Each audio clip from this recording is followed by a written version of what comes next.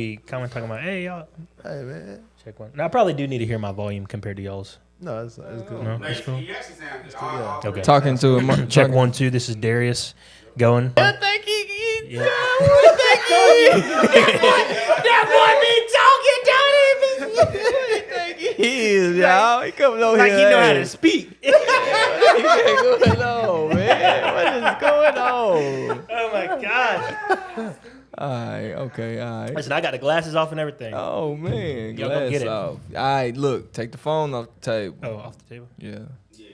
And don't be tapping the table all hard. And, you know what I'm saying? I be doing that? I be doing that? What I be talking about? I probably did. See? All right, y'all. Bridge, y'all getting all the raw footage. I hope y'all, enjoying this because this is, it's pay-per-view. Yep. All right. Yep. All right. We can just roll? Beautiful. All right. Well, if you are tuning in right now, you are watching a very exclusive edition of Bridge Collective. We don't typically get to be all together in person. I am your host. We're all your hosts, but I'm your host today, designated with our very own owners and co-founders of the Nashville Black Market. If you're tuning in with us again, I mean, you obviously have joined a very special collective of people. One thing we love about the Nashville Black Market is that, the arms don't really stop. Whenever Nashville Black Market was founded, which you're going to hear a lot about the background there. But when it was founded, I think that there was kind of a singular focus about a need. But I think the more that Carlos and Javvon got into, engaging with people and seeing a lot of fruit produced from what they were doing, the more we recognized an even greater need. It had to do with equitability. They had to do with other resources. It had to do with other opportunities. And so that's where you see our Nashville Black Market retail store come into play. And that's where the Bridge Collective came from. The Bridge Collective, if you're new here, we just want to welcome you again. This is one of the most powerful legacy mentoring platforms. And when we say legacy, that means that it's ongoing. This isn't something that we're doing for a season, that we're doing for a time.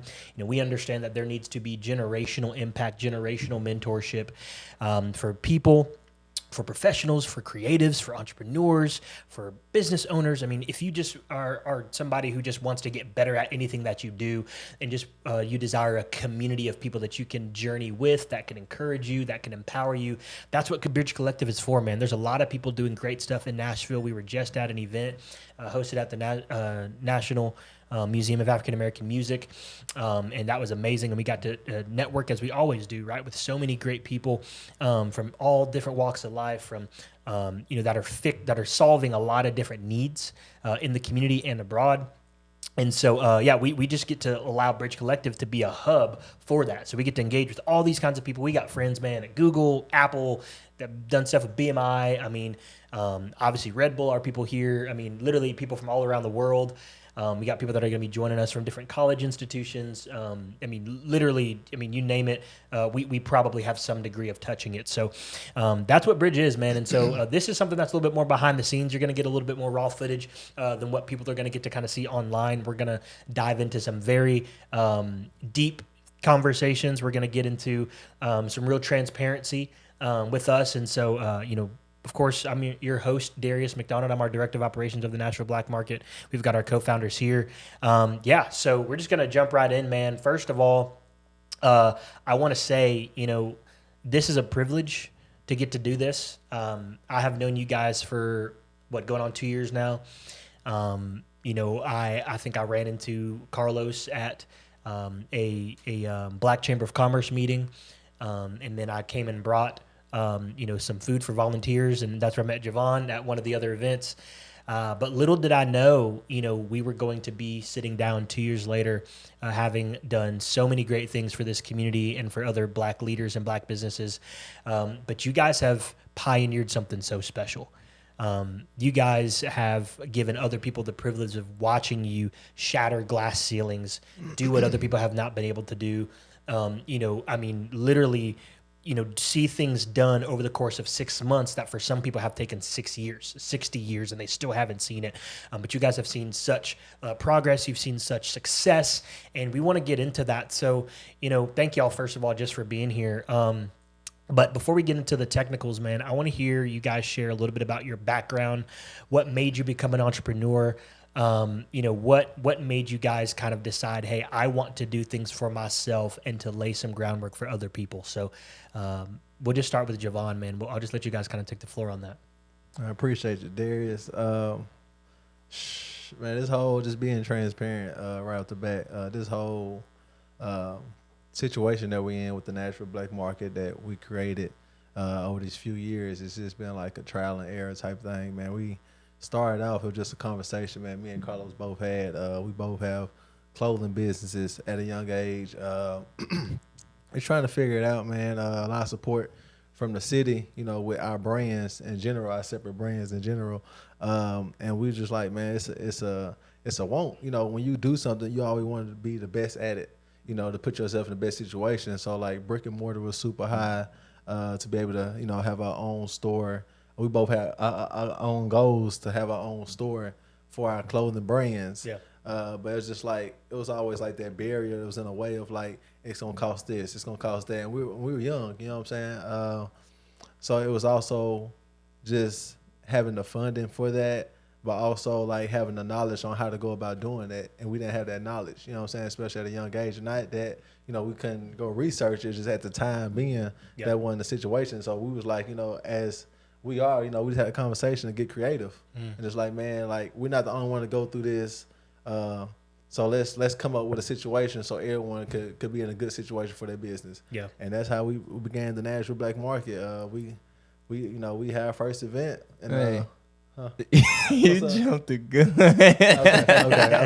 Okay. He gonna get a whole story. That's okay. He's about to do a whole monologue on the bio. That's cool. That's cool. But no, I love that. Obviously, you guys are, you're referring. No, we should have just let him go. Yeah, we should have let him man. Hey, no, but so I love that again. You identified a need. Right, and you kind of engage in that. But I want to start even before that. My bad. So go into the entrepreneur, where that came from, I always been into fashion. I always loved clothes. I always sold things growing up, just to try to, kind of. I just like the feeling of being able to come up with something and selling it, you know what I'm saying, to be able to make a profit off of. Yeah. So that's where that came from as far as my brand, Can't Complain campaign. It's about, wearing clothes that represent your lifestyle. Everyone have a story behind them. Everyone been through things, the good, bad, and ugly. So that's where it came about. Yeah. Los, when did you know that you wanted to be an entrepreneur? Man, boys, hey, man, I'm proud of y'all. When did I know I wanted to be an entrepreneur? Wow, that's a great question. You know what I'm saying? I'm going to get prophetic, though. You know what I mean? I honestly... I just want like freedom. I like the freedom of doing and being able to create and being able to kind of make my own schedule and do what I want to do. And so as a kid, I always was like searching for that. Like, what can I do? How can I express myself and be paid for it? And how can I, kind of just do what I like to do and, and be the best at it. And that was a lot of trial and error, but I've always just been around like entrepreneurship in different ways, whether it was, my uncle renting houses or having vending machines myself or selling candy or selling CDs or working in my great aunt's nightclub and hustling peanuts and chips, you know what I'm saying, to people. So like I always like I got so many stories. It's like I got to tell a book about like how long I've been just selling stuff and being a hustling and in marketing and not really knowing that I'm in, you know what I'm saying, in these things. And I think that's like a credit to myself today is just like being around it so long. It's like they say it take 10 years for like an overnight success. Sure. It's like to be in so many different like ballparks and arenas, and whether it's clothing, whether it's, the fashion industry, sourcing and printing my own products in high school, or whether it was, music industry, managing one of my friends in high school when he was a rapper, and then, carrying crates into clubs with DJs and learning how to DJ in nightclubs at the end of the night. Yep. Whether it was, learning how to create my own websites or learning how to create my own designs by YouTube. So like I just always been like beating the path of entrepreneurship and just wanting to like just like create and do for myself or learn it. You know what I'm saying? If I can't pay for it, I'm gonna learn how to do it myself. And if it interests me enough, I'm gonna, continue to keep doing it, or like, you know, chasing these passion dreams and projects. So it's been a journey for sure. Yeah, for sure. I love that. So obviously it's been in you guys' blood, but also, you know, you guys have gotten to watch people in your family even model entrepreneurship and stuff like that. You know, for me, I tried my hand at it when I was young, not quite like that. I had some, I used to have these, what were those things? Mike and Ike's. And my cousin, man, he used to just hustle everything. We go to Walmart late at night. When I go to his house, we're out on the bike. We grab like 3 boxes of Mike and Ike's, and we'd have these little baggies, and we kind of like weigh them, and we'd set them out, and we'd sell them for $1 at school. And so, I bust down like 1 box of Mike and Ike's into like $3 just like that, man. So that was my first experience with entrepreneurship. So y'all were on a different level than me. Oh man, you was busting them down. That's why I ain't last long. You was cutting the product. I know I was hustling like that back go in to the day. Sam's or Costco's, get it wholesale, and you know what I'm saying, flip it, and then profit margin there. Y'all got to remember, I'm from Florida, so down there, man, you get how you live. You know what I'm saying, y'all? Selling gator meat down there. So obviously, anybody that's young with a dream, when they get older, right, life happens.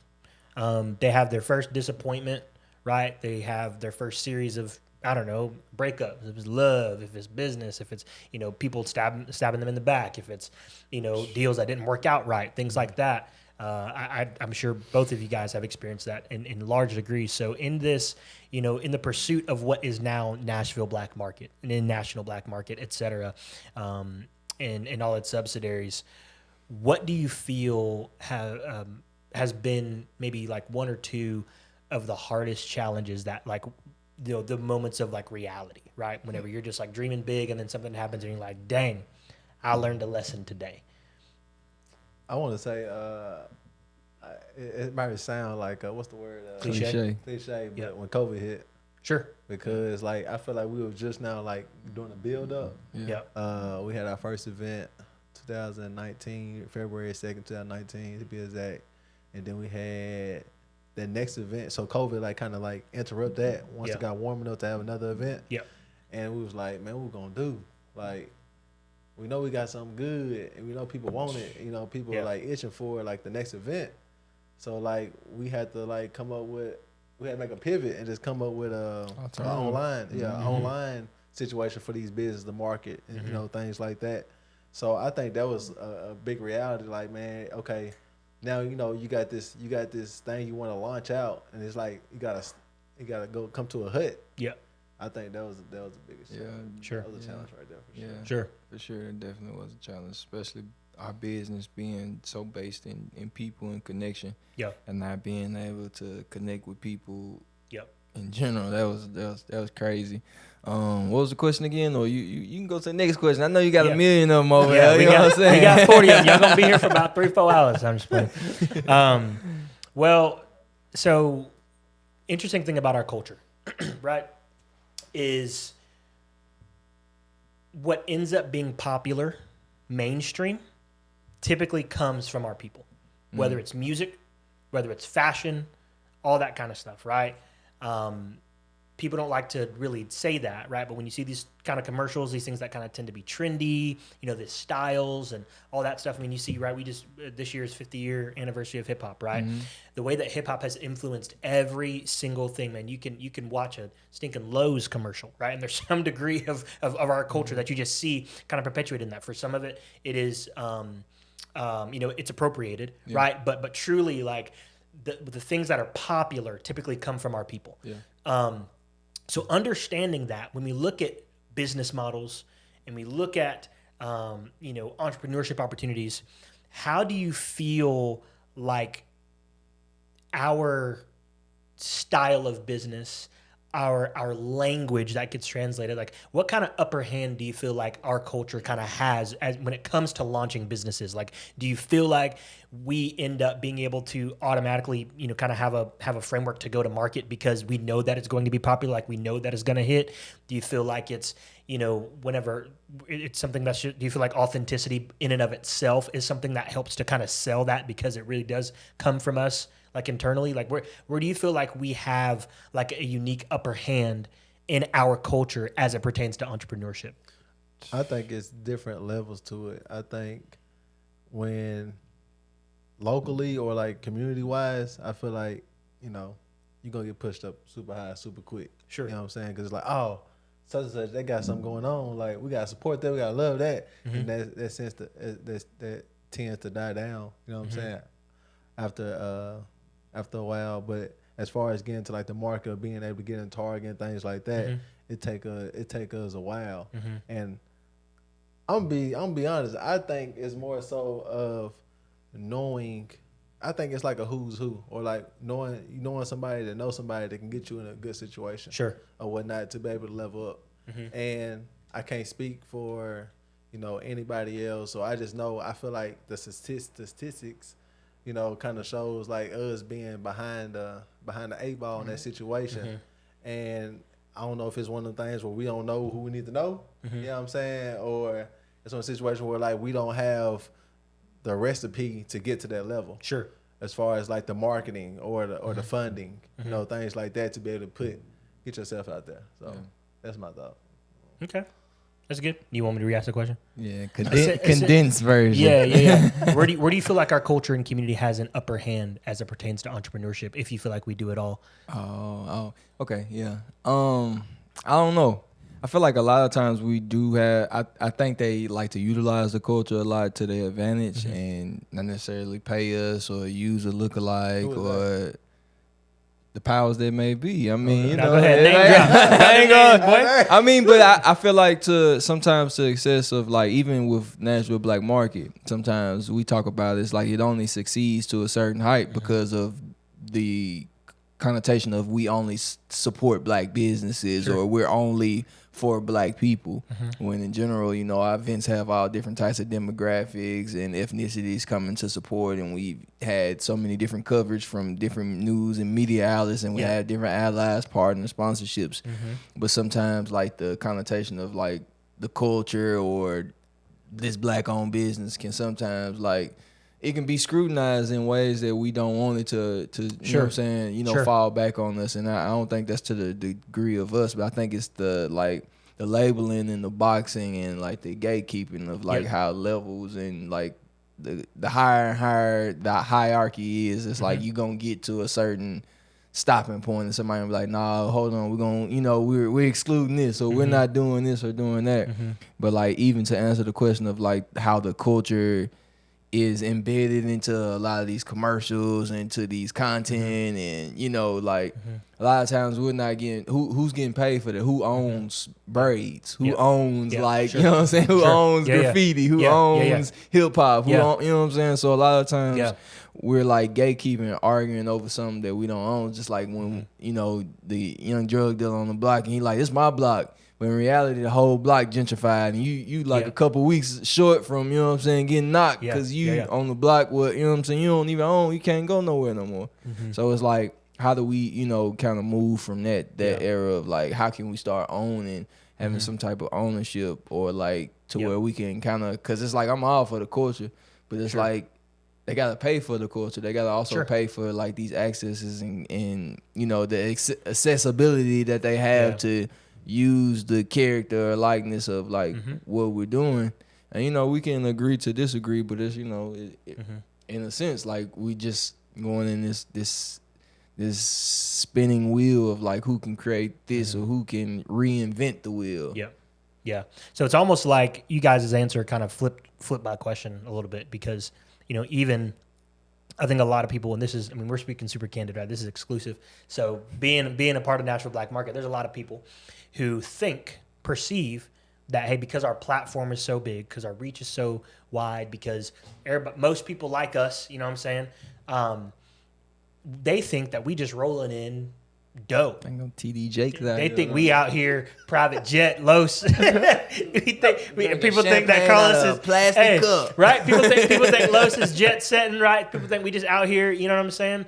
Not realizing that there's a lot that goes into what we do, and we're still trying to gain access to that kind of capital and wealth. And so where a lot of people think that we have an upper hand because we are who we are, right? And we are trendy, and we are people of color, right? And we do trend set.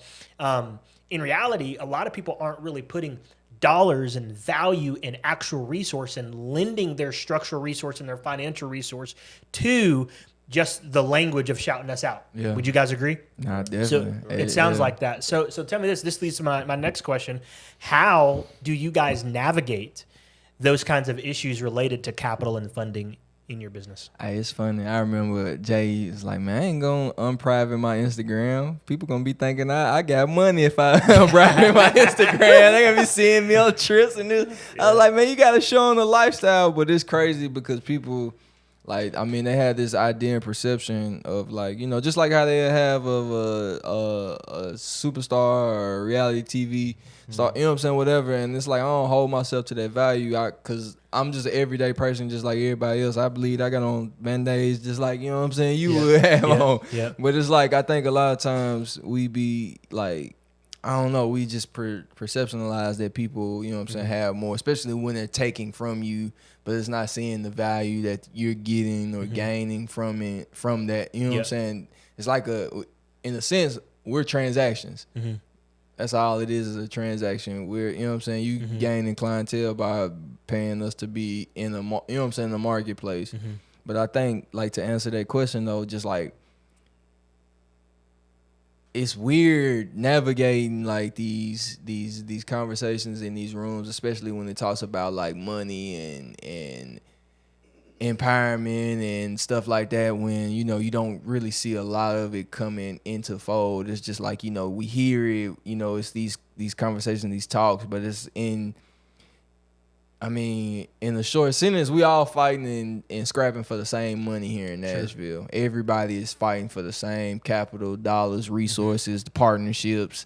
Like, everybody, it seems, you know, and it's like you're fighting the next person to gain, you know, the next person or the next hill or mountain, when it's like, man, we could be creating this whole like system and structure and, you know, dynamic to where, you know, we're all eating, we're creating this ecosystem, just like, you know, a black market is. You can come there and you can gain so much amount of money, you know, just by the currency or the social currency or your you know what I'm saying, what you're selling that day. So it's like, how can we create that with here in the city? Because I feel like a lot of times we're all like in this rat wheel of like, you know, how can we, you know, get the same dollars or the same fund and the same grant, same this or that.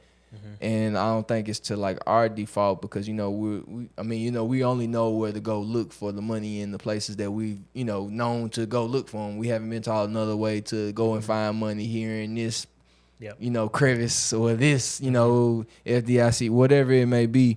But I definitely think it's, you know, becoming, you know, weirder and weirder having these conversations with partners and organizations, and, you know, the value that we bring to the table and not being able to, you know, get sponsorships or like the dollars that you think we would be able to get, that people think we get, you know what I'm saying? So yeah, I have a response to that. I didn't mean to interrupt you, man. No, go ahead, man. I want to say this, and again, this is exclusive, so we're gonna drop some stuff, and y'all tell me if I shouldn't say. I ain't gonna say no names. But I will say an example of that is, again, we get phone calls all the time, right? Especially, I think, over the what is this? Towards the end of the last 6 months of 2022 and the first 6 months of 2023, we were getting called by, it seemed like everybody, right? All these different brands, all these different people. Now, we're rocking with some now, and so, you know, some of those came to fruition. So many phone calls, so many emails that we got of global brands that have said things like, hey, we love what you're doing. We saw the event that y'all did with Lipton. We see that you guys are at, you know, the Nashville Farmers Market, which we're going to get into that too, as far as the evolution of that. So we want to be a part of what y'all are doing. Can you please send me y'all's schedule? Right? And we want to talk. We get on the call. Hey, here's what we want to do. Here's what we want to be part of. Right? We go to these next steps. Okay, give us all the dates of your next events coming up. And give us the price point of what those look like. And give us, you know, the people that you guys are connected with. Yeah, for sure. Give them all that stuff. Presentation, spend hours on presentation, whatever. And we get a phone call back or email back. Hey, matter of fact, it looks like we ain't going to be able to do it. So we'll see y'all later. And then all of a sudden, we see those same people that reached out to us and then said no, found out that we are in relationship with another brand, and they went to that brand and said, hey, we heard y'all know NBM. What are y'all doing?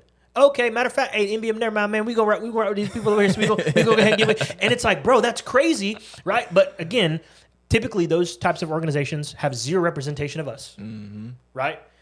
Aren't really interested in anything but like a certain degree of exposure, but really just trying to appropriate what is happening in our community and culture. And so I know that for us, we have heavy integrity.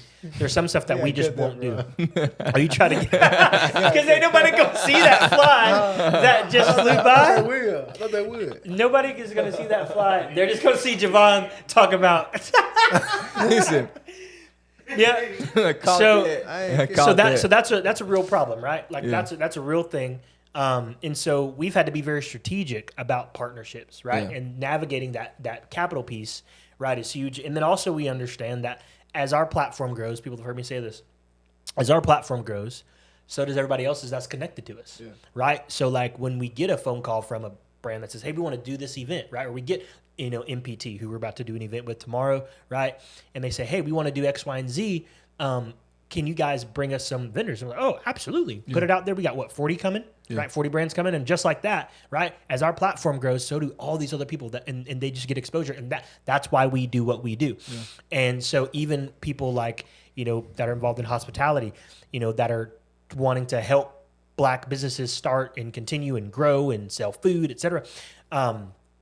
There's this piece of helping them understand that like, hey, sometimes our message doesn't translate to these other folks, right? We're talking when they say, hey, what is NBM about? And we're talking about equity and we're talking about, policy and we're talking about, we need people that can help us, find out how we can, have good HR, right? In our businesses and things like that, good payroll, et cetera, right? Like that alone is what matters to us. But to these other people, they don't realize like that's really the starting block for us. It can give us all this money. You can give us all this, X, Y, and Z, right? This publicity.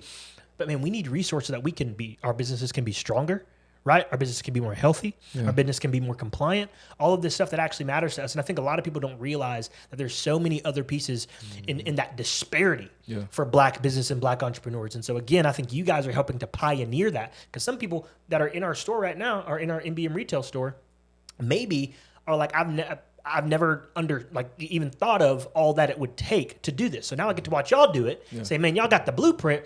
Like, let's do that, right? So there's a whole other element of resource that NBM ends up kind of providing to people. Would you guys agree with that? For sure. Yeah. Awesome. Well, I want to get into the brand a little bit. From what I've seen over the past 5 years, well, I've been connected for 2. Right, people hear it all the time. We started with 15 businesses, right? COVID hit, right? Kind of slowed down. We said we're going to continue. We started doing it at some different spaces, and we now have a residency at the Nashville Farmers Market. Now, residency is important because that means that these people have to trust us. That means that there is a level of accountability, right? Yeah. Y'all know I have been involved in education for a while as well, on top of, business, nonprofit, et cetera. And one thing that's interesting about education, especially in the charter world, is that what people say is, when you have a charter school, there is increased accountability, right? So that you can have more freedom. But the accountability is heavier. And so I think in the same way, when I think about our residency at the Nashville Farmers Market, we have increased accountability, right? So that we can have freedom, right? To kind of do what we need to do. And so obviously there's been restrictions that have been placed. There's some chains that have been in place, and we've had that's kind of evolved over the years. But what would you guys say have been like some of the biggest lessons that you've learned as business owners growing at the size and rate that we have? Because I feel like we just hit 30,000 followers on Instagram, where I feel like we just hit 20 like 4 months ago. Yeah. That's growing, right? We've pretty much been on every single news outlet in Metro Nashville and more so, right? Yeah. We just hosted an event in Huntsville, Alabama. We just did Chattanooga, Tennessee, where the mayor is going to be involved with us coming back again. Like all of these pieces, as this grows, what has been some of the biggest key lessons that y'all have learned as the platform has continued to evolve over the last several years?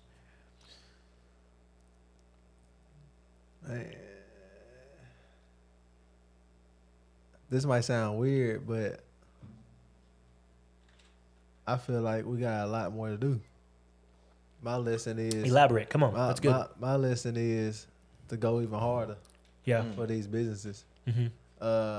I feel like we have several businesses that sell out, when they Yep. sign up for our events. But I want to hear, from our surveys that we send out after our markets, more than half. Mm-hmm. You know what I'm saying? I want to hear like, y'all need to do this every day. Like, how can I be a part of what y'all got going on? Like, y'all got a retail store. Mm-hmm. Like, how can we sell it out on a weekly basis? You know what I'm saying? Mm-hmm. Like, we have to, lift these business owners up even more than what we're doing. That's my lesson of not satisfying these business owners, because Mm-hmm. that's our joint mission of Yep. what we do. So empower these Black-owned business entrepreneurs. Mm-hmm. You know what I'm saying? How can we get more creative? Mm-hmm. How can we get more support? The lessons of the lesson is, in my eyes, are how to connect. Like, Yep. not connecting with who we need to connect with Yeah. to build up our brand even Sure. more. I feel like like I said, it's a lot more that need to be done. Yeah. Yeah. Yeah, I can agree. It is a lot more that need to be done. Yeah, I agree with you on Okay. that, Jay. I agree with you on that. You ain't got to. So- you ain't got to. I gotta follow up. I gotta follow up to that. Great answer. Because there's a lot more that needs to be done. However, we understand that even though there's a need in the community, there's only so much we can do with what we have, right? True. Mm. Because ultimately, What you mean? so if we want to keep the store open and keep brands in there, we have rent that we have to pay for the store. We got people we got to pay to be in the store. We got marketing that we have to pay for the store. Whether that's billboards, right? Whether that's, people standing on the road by the time doing a free Electricity, car wash. water, sewage bill. Yeah. Right. All this stuff. All this stuff. Xfinity, security. Listen, that's a real thing. So therefore, this is a question for both of you guys. That's no employees. As no employees. Yeah. How do you balance the pursuit of profit and financial growth along with the commitment to social impact and community impact? Because we want to be a resource for people. We want to give. We want to give everything away for free. Well, I'd sometimes be trying to give stuff away for free all day, right? But we want to be able to give to people, right? We want to be able to provide, right? And have a degree of philanthropy in what we do, while at the same time making sure that we're growing as a business, that we're lucrative, right? That we're not just saying, "Hey, we a good business model," but like we in the red all the time, right? Like, so how do you navigate the dynamic of satisfying both of those things as we grow? I be trying to stop Jay from charging y'all overpriced every week, man. Nah, I'm just like, Because that's big, right? That's big.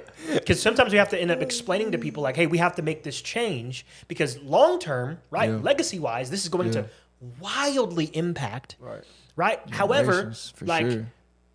but having to be able to like kind of give language for that and kind of pivot as we go. I mean, that's not easy, Yeah. right? So how do you guys do that? What's There y'all's should be a philosophy? study on this. I ain't gonna lie, man. I ain't gonna lie, man. They gonna be studying. It should be. Yeah, I mean, they gonna be studying, but man, We honestly don't have a strategic plan. Like, literally, it's just like we going for it. You know what I'm saying? Like, this whole process of these few years, it's been trial and error. Yeah, we have a goal to have, we had not these like just a milestones. store. Yeah, Like not just this store we have, this studio, but have a whole facility. You know what I'm saying? Of different situations and different opportunities for business owners to grow, to learn how to do taxes, to learn how to do this, to learn how to do that, to build, to have your own food court for the people that's good chefs out here. Like, Yep. that whole vision, it takes baby steps. Yep. And like with these steps that we're taking, you know what I'm saying? We just moving. We just Yeah. moving. Yeah. But it's they don't see that though. They just see what they want to see. But it's bigger. It's bigger than us for sure. Yeah. And it's hard to quantify, with like pricing and like how we should be, maneuvering and doing certain deals and situations when a lot of people don't know the insides and outs of the business or how a business works. A lot of times, you see these businesses and brands just taking the dollars and running. Mm-hmm. It's like when Uncle Elroy said, I got my money and I was out of there. He left, you know what I'm saying? He was in Cucamonga, you know what I'm saying? But it's like, with us, you don't see that. Like, we making sure that we still, do our due diligence. We making sure that we, sending these emails out, doing these town halls, doing, you know what I'm saying? And and that's not like tooting our horn, but it's like, I've worked with other business owners. I've worked with different organizations. I've worked with CEOs, millionaires, and they gruesome. They ruthless. And a lot of times, that's how they got there. That's how they, made their money. But at the same point in time, with what we're building, the ecosystem, the community, it's like, we win, you win, you win, we win. Yeah. The next person win, the consumer wins, the customer. It's like we're giving back like tenfold. So it's like, we may affect two people, but it's really more than that. It's more, we're affecting like generations. We're affecting, youth, adults, different Zens, millennials, like you can name it, so whether it's, the person that, came to the event and purchased the product and gave it to somebody, or the person that sold the product and was able to provide for their family, or the person that threw the event and was able to kind of give another opportunity for a business owner and vice versa.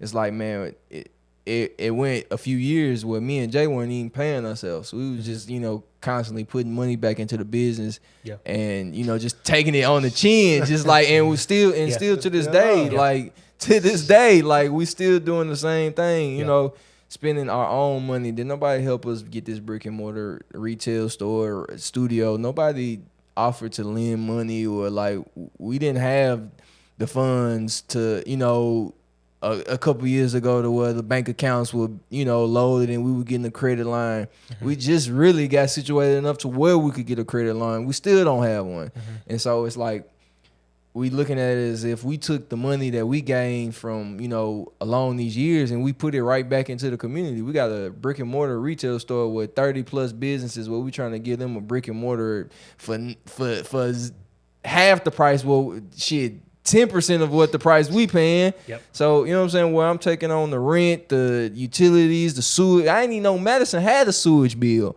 So it's like we taking on bills and stuff to where, we keeping stuff afloat for the community and people around us to utilize and use. And then, you hear people say, oh, we greedy, or we taking this, or we not doing that. And it's like, man, you don't understand how much it costs to run this operation. Mm-hmm. And me and him coming here day in and day out because we believe in the dream to work for free. Yeah. Like, we ain't paid ourselves. We come here to work for free. Yeah. 12 to 6, Monday through Sunday. Yeah. Mm-hmm. And it's like people look at it as if it's like we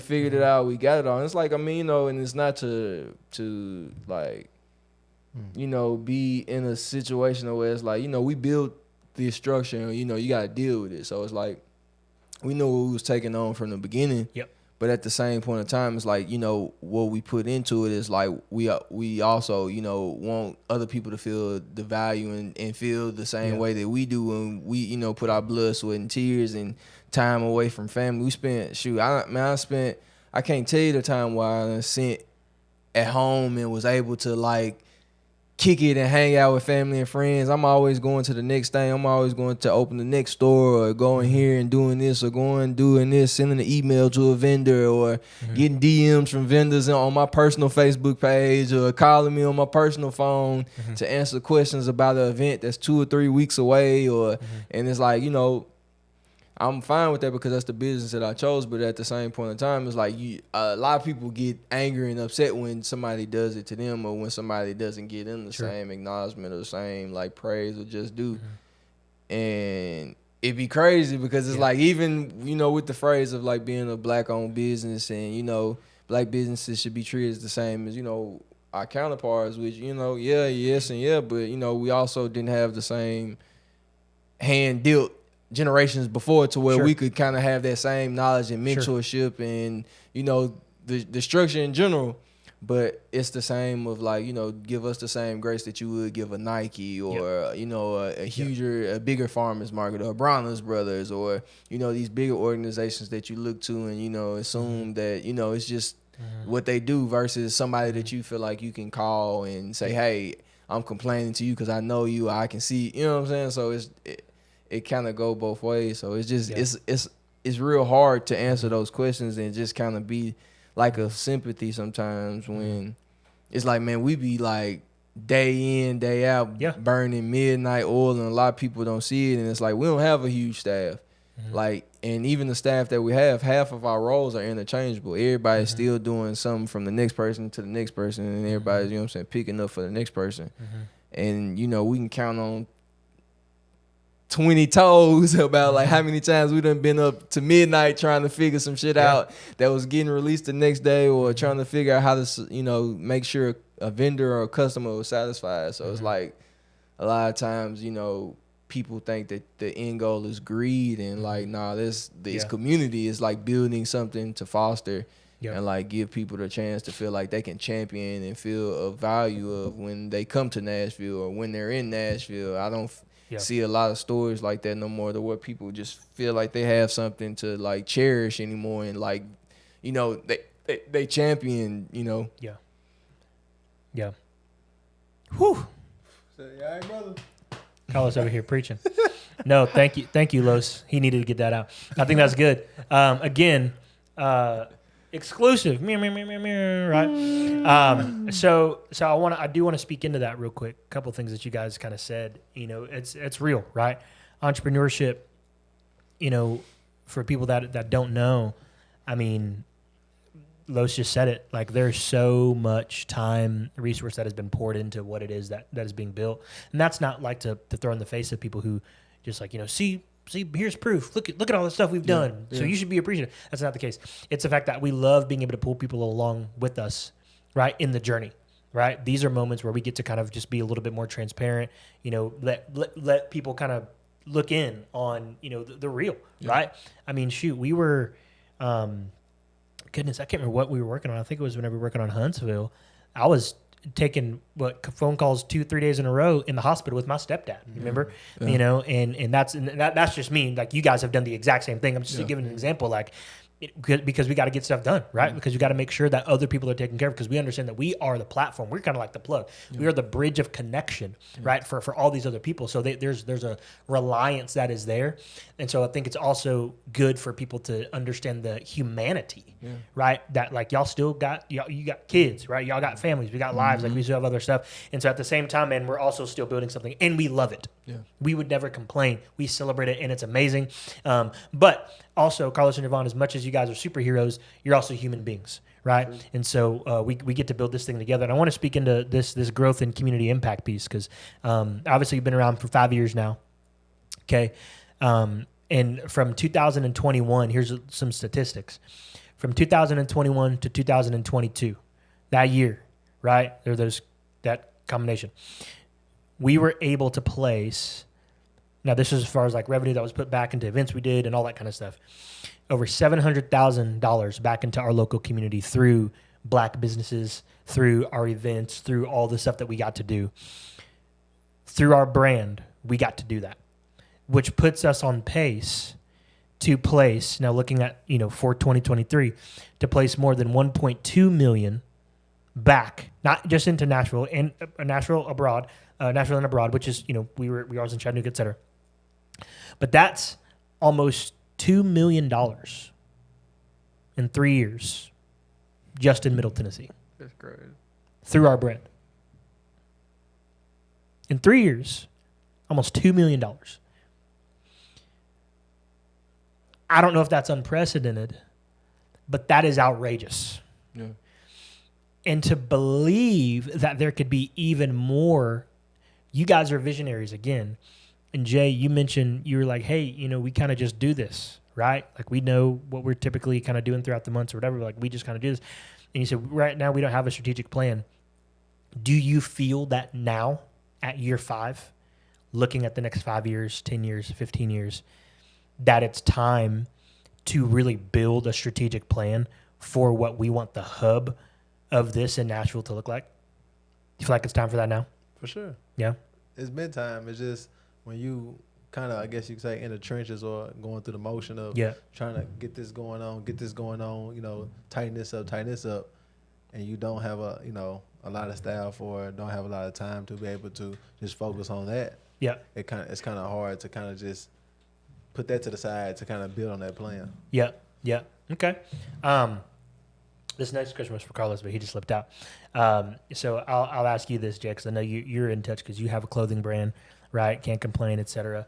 You know, what kind of trends or innovations or changes do you see kind of shaping the future of Black entrepreneurship?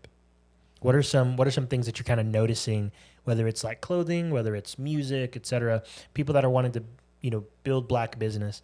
What are some trends that you see kind of shaping the future of these brands and stuff like that? Trends. Break it down a little more. Like what kind of stuff do you think that is up next? For instance, I see a lot of people in tech, right? I see a lot of Blacks in tech. I see the Blacks in Tech conference that's happening in Nashville. Maybe it just happened or it's happening soon or something like that. Y'all probably know. I don't know. Blacks in Tech, I think they're hosting the conference here in Nashville. Yeah. But you know that's a big thing, right? People kind of getting in AI. I see a lot of people doing a lot of branding. I see that being like a super kind of new, like new trend. Creation. Yeah, content. Yeah. What kind of things do you see kind of becoming more popular and you know things that people could kind of take advantage of? I feel like you said, like content creation. And tech, because like a lot of stuff is done behind the camera and behind the phone and computer. So a lot of hands off. You know, more like iRobot type situations with that, where it's like, I'd rather pay someone for their creativity and pay for them to know how to use like social media and things like that to be able to get their business further. Yep. Do you feel like marketing is huge right now? Yeah, it goes for our people. It goes along with that. Long way. I would say so. Lois, I want to ask you this question. I know you just got back. You want to wait?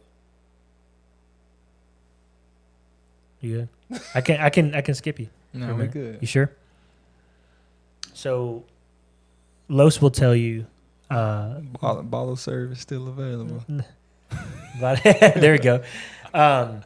Los will tell you, maybe not now. Up until about 2 months ago, he would have told you he don't like nothing to do with politics. He don't like to get involved with nothing like that. Los be trying to be all, listen, we can get into it as much as you want to. Listen, the first time I met Carlos, I said, man, this boy just want to walk around, shake hands, kiss babies. That's what we call him President Los around here. At least I do. Okay. I want you to, if you want to, I want you to talk about some of your recent engagements with, I'll say just the public sector in whatever way you want to talk about it. And by way of that, I want you to talk about any like specific government policies or initiatives that you believe could benefit Black people in Nashville. Thanks, Darius, for this question, man. You know, I'm running from, city council. No, I'm just joking. Man. He's going to. Y'all keep pushing me to run for something. Running. That's what I'm doing. Man, I think it's important though for us in general just to kind of have like some type of influence or some type of intermingling or into politics, just to where we can understand where we're going and like the trajectory for humans, but also in business in general, because a lot of the things that we, don't necessarily see or hear about, in real time, or just even the conversations that I have amongst my friends, a lot of times we don't know what's really going on outside of the world that we're living in, and we don't know it affects us until it happens to somebody or somebody, that's done it. And I think a lot of the times, it's our fault because we just don't never find out and get the information. So I just been doing my due diligence and just kind of been around for a while, just kind of trying to see who's who and seeing what's what. I've always had friends in different places, or they low or high, what your shirt say. So I think just kind of, you know, connecting the dots with a lot of people, and just, you know, even, you know, with like our new elect mayor, you know, just having a relationship with him beforehand, just, you know, getting to meet people, especially in the community, because a lot of times people say they're for the community, but you don't never see them in the community. You know what I'm saying? That be my biggest thing. It's like, man, you say you for the community, you're going to do these things for the community, but we never see you outside. We don't never see you at the, you know what I'm saying, whatever. And then if we do, it's only around Juneteenth or during photo op. Black History Month, or a photo op, or it's election time is coming up, and it's like I gotta get, you know what I'm saying, back into the mix and swing of things. Then they'll go and get like a black liaison to kind of show them, you know what I'm saying, how to move around the hood. You know what I'm saying? Like, we done seen it all before, but I think you know, just recently, just kind of, you know, linking up with the Young Gifted and Black Pack, you know, it's a few heavy hitters on the team, and we, you know, just kind of working on, you know, creating these pillars to, you know, kind of figure out how we can get in these conversations in these rooms to, you know, to represent our community, and figure out how we can like get some real funding, but also like, you know, we can figure out what's going on in the community, how we can be involved, and how we can be like, oh, that's not a good idea, or who did you talk to about this idea, or like, you know, there's so many different ways that we can kind of go about it.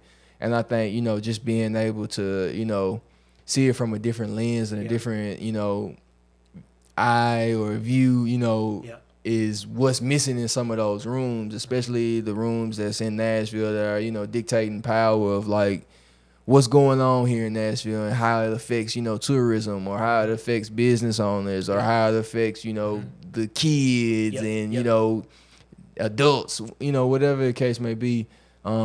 I think it's time for us to, you know, start paying attention a little bit more. I think, you know, we always compare ourselves to Atlanta, or we say we're the white Atlanta. But I think we could kind of be similar to Atlanta or these other ecosystems if we get some people into office, and if we get some people, you know, playing on the same field, and understanding and realizing that, you know, we're all working for the greater good. So if we can kind of figure that out here in Nashville, I think, you know, we'll be on the up and up, and we'll be able to kind of see this city that thrives. You know, we talk about us being the Athens of the South, but, you know, that's only for a certain amount of people that only get to see and live and breathe that culture. Not everybody is, you know what I'm saying, in Nashville having the best of time. A lot of people, a lot of us struggling, don't even get a chance to, you know, enjoy Nashville. So how can we kind of get back to those times?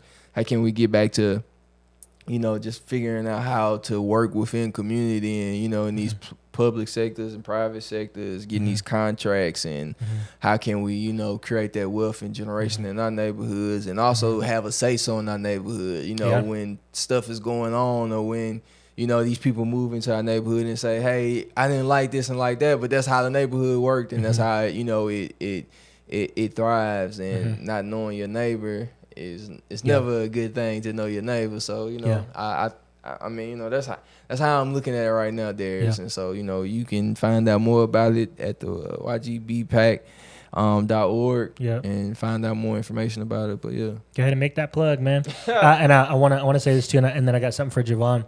I love how you mentioned people that are actually engaged in the community.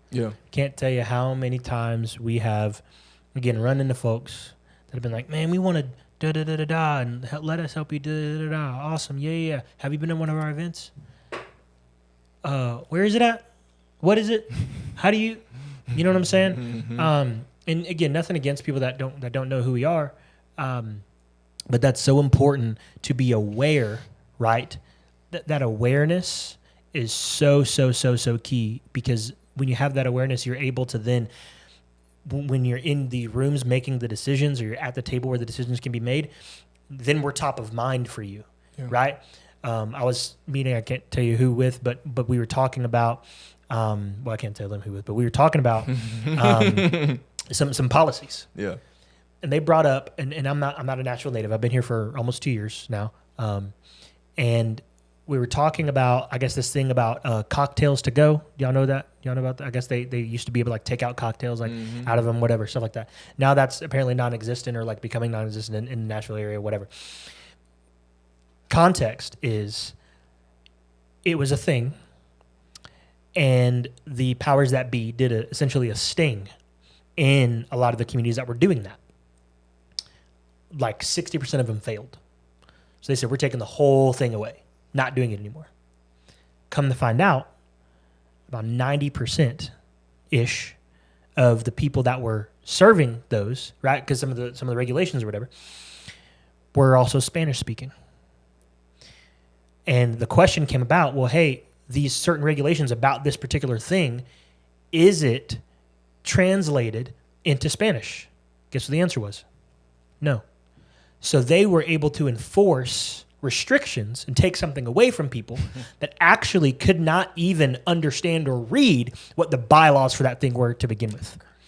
So again, dude, that's equitability. Yeah. That's like, bro, Yeah. if like how out of touch can you be? Yeah. How right to literally try to enforce stuff? We're like, bro, we don't even know. Like I'm trying to use good language, but seriously. So in the same way for our people, right, in our community, there are things that we lose access to. Yeah. There are resources that are taken away from us. There's stuff that we don't have, not even because we deserve for it to be taken away. Yeah. But a lot of times because there's people who are like having these unrealistic expectations, right, on a community who maybe doesn't even have access, who doesn't even have awareness. But whenever you have people that are represented, like our new mayor-elect, right, that can come and say, oh man, we like, y'all don't even know this is available to you? Yeah. Here, let me help bridge the gap, right, so you understand how to do it the right way and you can get access to what's actually available to y'all right now. Yeah. So all these things to me are so important. So thank you, Carlos, for speaking into that, and thank you for being a representative for our people, at those tables and with these folks, man, because that's very, very big. We're getting towards the end. Jay, I want to ask you, with all this stuff, man, how do you stay motivated and resilient in the face of all the challenges and all the change? Because it's not always challenge, right? Sometimes it's just change. Sometimes you just got to pivot. Sometimes we get a phone call, day of something, and it's like, oh dang, well I guess we got to make this adjustment. We've been playing this for 8 months. I guess we got to make this adjustment, right? How do you stay resilient and motivated in the face of all of that stuff, man, as a leader? To be honest, I mean, Carlos, I love stuff like that. I love like, well, we're military, right? We're like former Army. Yeah. So I love the adversity. Yeah. Aspect of like, okay, last minute it's time to make a change. Yeah. What can we do? It kind of give both our juices flowing even more. Sure. To get more creative. You know what I'm saying? Things happen all the time. We got in this situation, in this position through creativity. You know what I'm saying? Like we made this a situation. Yep. So when something comes up that's not, was already on the table, it ain't nothing like, going to another table and making the same plate. So. Hey, that boy got metaphors for Yeah, that. He I'm gonna put telling out you, a book about metaphors. He got me hungry now. He got that's his next thing. Yeah, he gonna make a book with metaphors. Yeah. All right. Y'all I'm gonna ask you guys a series of questions. You got to answer. You have 3 seconds to answer the question. Okay. Favorite movie of all time? Friday. Favorite movie of all time? Life. Ooh, that's good. Name your top 3 favorite albums. All right. Victory Lap. Boom. Victory Lap. Cushion Orange Juice. And I'm gonna take a Tupac album. I'm gonna take give me Tupac Greatest Hits. Okay. I think me and Los actually secretly like the same kind of music. I ain't gonna lie. I could have went different on y'all, but go ahead, top Jay. of the head. I ain't got one. Ace Hood. You got one? Yes, sir. I like the younger. I like the younger crowd. I ain't got nobody. Okay. I mean, I like Biggie. I Yeah. like Biggie, Okay. but Yeah. I ain't got no albums. I'd have to say no skips all the way through. Victory Lap for sure.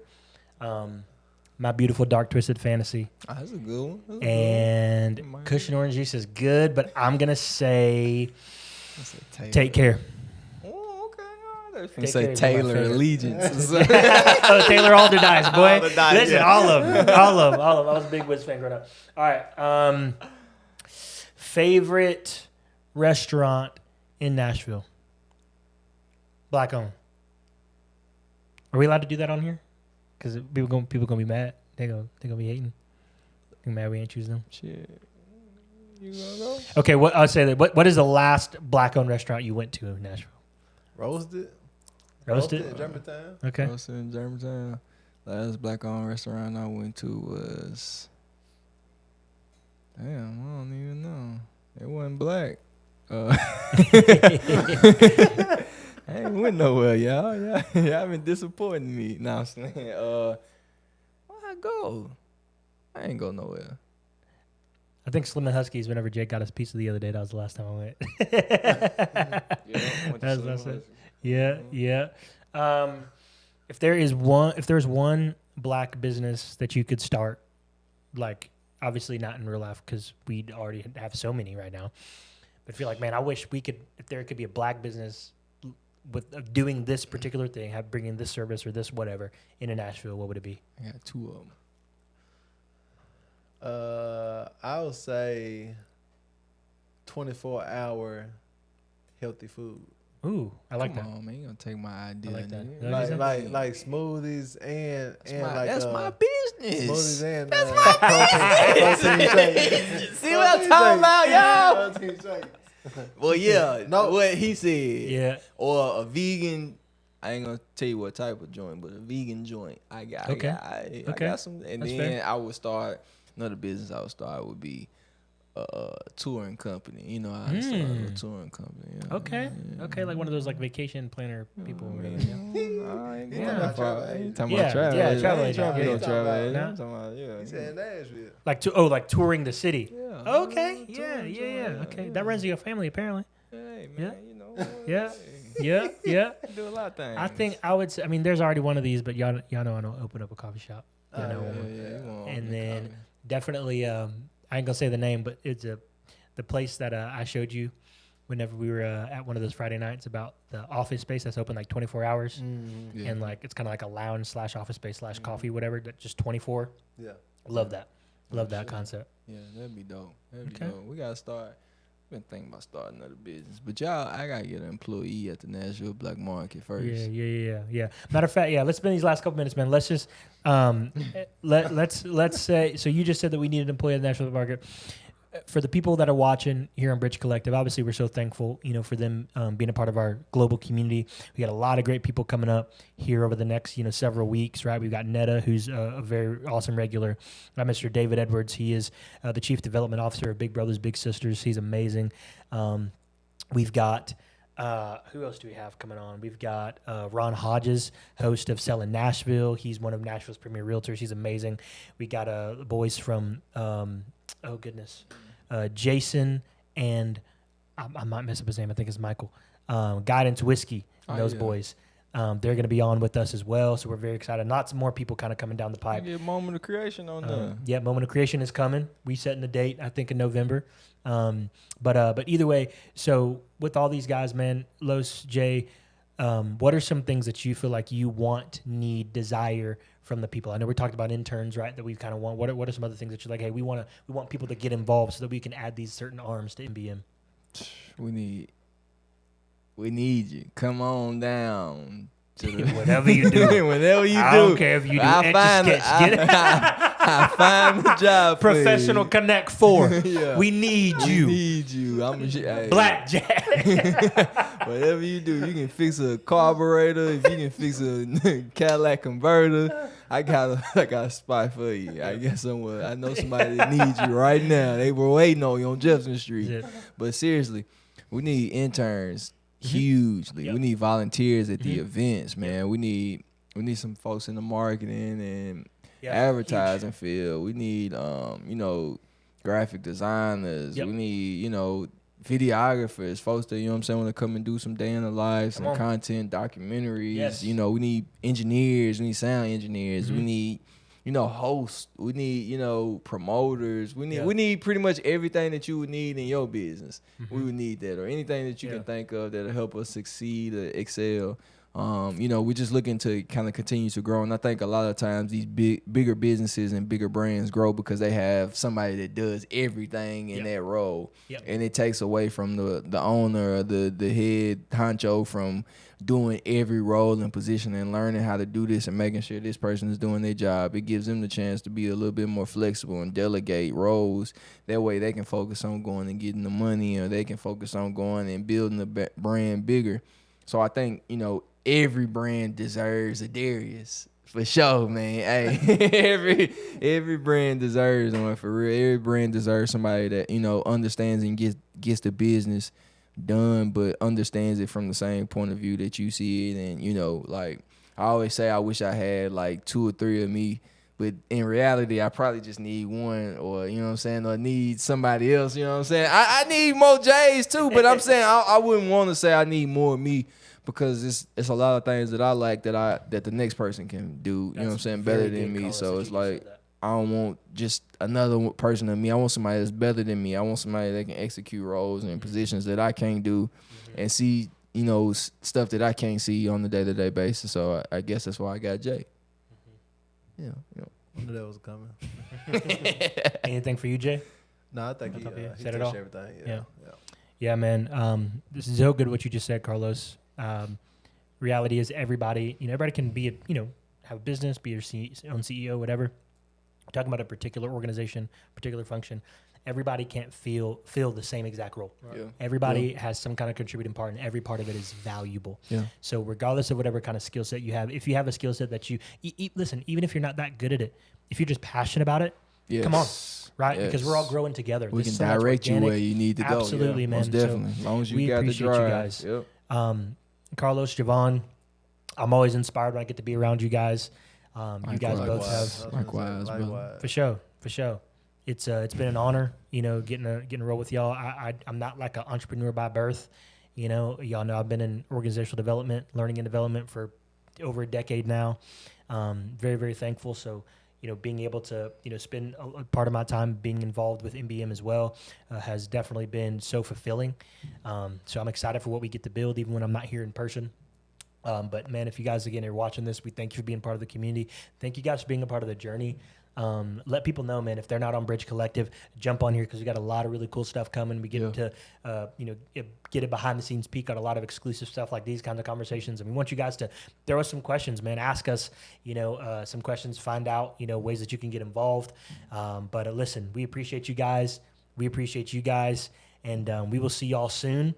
Thank you for joining us for this episode of Bridge Collective. We're coming back. Coming back. Peace.